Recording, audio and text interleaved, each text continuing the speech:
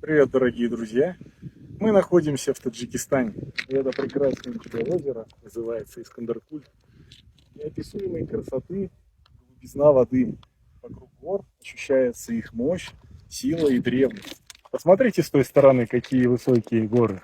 Там на вершинах еще остался снег, что говорит о том, что там достаточно прохладно. После этого видео вы увидите ролик о том, как я здесь попутешествовал и смонтировал все красиво специально для вас.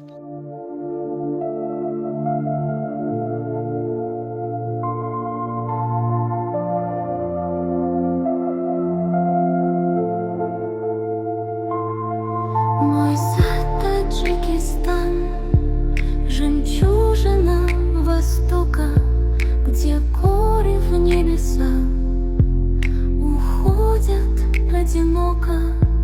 Искандаркуль слеза, что льет с высот светила, и в сердце вечное навеки запало.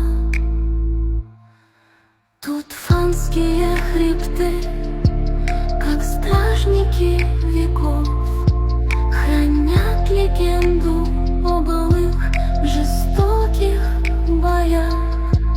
А в озере Тонгонь Буцефал до сих пор хранит секрет под гладью вод и гор. О, Искандаркуль, озеро мечта, меж горных вершин, как чистое серебро.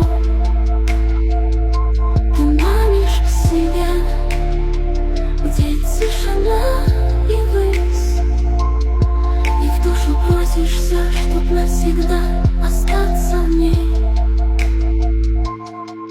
Здесь небо отражается в хрустальной глубине, и сосны стерегут покой в ночной тиши, а волны шепчут нам про древнего царя, чье имя вечно будет помнить эта земля.